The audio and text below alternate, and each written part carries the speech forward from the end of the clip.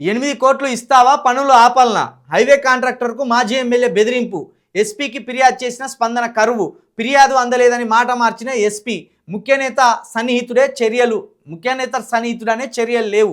High command పట్టించుకోవడం లేదంటున్న నేతలు. జోగులాంబ గద్వాల జిల్లాలో మితిమీరుతున్న అధికార పార్టీ నాయకుడి ఆగడాలు.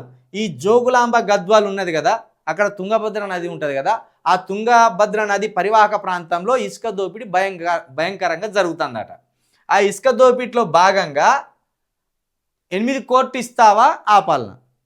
8 కోట్లు లేకపోతే ఇసుక రవాణా జరగవద్దు. ప్రతి నెల ఒక 10 లక్షల రూపాయలు వస్తాయట ఒక్క టిప్పర్ మీదనే, ఒక టిప్పర్ లారీ మీదనే ప్రతి నెల 10 లక్షల రూపాయల బిజినెస్ జరుగుతుందట. మరి ఇంత బిజినెస్ జరిగేదాన్ని చూసిన రాష్ట్ర ముఖ్య నేత అనుచరుడు సన్నిహితుడు ఇప్పుడు ఇలాంటి దుర్మార్గానికి ఆలోచన చేసిండట. అక్కడ ఎస్పీ ఏమంటాడు, ఆయన మాకు ఎలాంటి ఫిర్యాదులు అందలేదు, ఎవరు కూడా బెదిరించినట్టు మాకు ఇన్ఫర్మేషన్ లేదు అంటాను. అటువంటి సందర్భంలో ఇటువంటి పోలీస్ ఆఫీసర్లకు చెవులు కూడా వినబడాయి, చెవులు కూడా వాళ్ళకి మందం అవుతాయి. ఇక్కడ మరి వార్త బయటికి ఎట్లా వచ్చింది?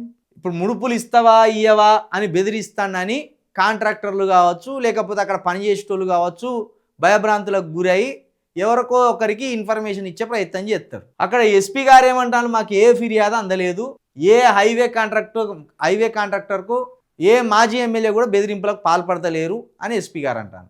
కానీ ఇక్కడ హైవే కాంట్రాక్టర్లు ఏమంటారు, మా పనులకు అడ్డు తగులుతున్నారు ముఖ్య నేత అనుచరులు, మాజీ ఎమ్మెల్యే 8 కోట్లు ఇవ్వాలన్నా పనులు ఆపాలనా అంటాను అని ఆయన భయపడుతున్నాడు.